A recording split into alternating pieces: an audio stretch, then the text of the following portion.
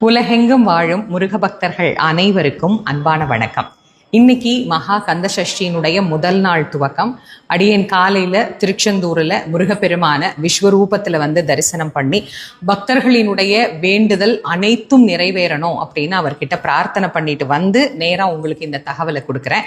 பொதுவா முருகப்பெருமானுடைய தரிசனத்துல விஸ்வரூப தரிசனம் அப்படிங்கிறது ரொம்ப ரொம்ப விசேஷமானது. நம்ம யூடியூப் சேனல்லையே அதை பத்தி நான் தனியாவே பதிவே கொடுத்துருக்கேன். முருகனை அதிகாலை நேரத்துல அந்த விஸ்வரூபத்துல தரிசனம் பண்ணுகிற போது நம்ம வேண்டிய வண்ணமாக சுவாமி நமக்கு அருள்வார்.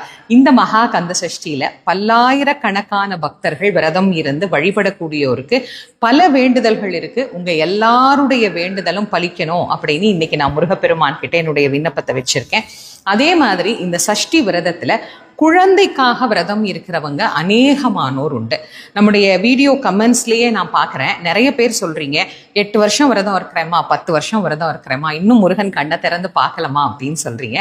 கவலையே படாதீங்க.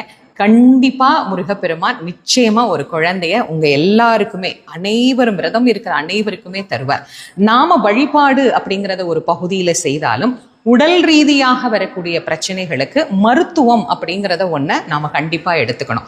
மருத்துவம்ங்கிறது ஒரு தண்டவாளம், இறைவனுடைய அருள் என்பது ஒரு தண்டவாளம். இது ரெண்டுமே இணைந்து நம்ம பிரயாணம் பண்ணுகிற போது ஒரு ரயில் எப்படி ஓடுமோ அது மாதிரி தான் நம்முடைய பக்திய உறுதியா வைராக்கியமா முருகன் கிட்ட நாம நம்பிக்கையோடு இந்த விரதத்தை துவங்குகிற போது மருத்துவமும் நமக்கு கை கொடுக்க ஆரம்பிக்கும், மருத்துவமும் நமக்கு பலனளிக்க ஆரம்பிக்கும். அதனால குழந்தைக்காக மட்டுமல்லாது மற்ற அனைத்து பிரார்த்தனைக்காகவும் இந்த கந்தசஷ்டி விரதம் இருக்கக்கூடிய உங்கள் அனைவருடைய பிரார்த்தனையையும் பரிபூர்ணமாக முருகப்பெருமான் நிறைவேற்றி தரணும் அப்படின்னு இந்த நேரத்துல நான் உள்ளன்போடு வேண்டி மகிழ்கின்றேன்.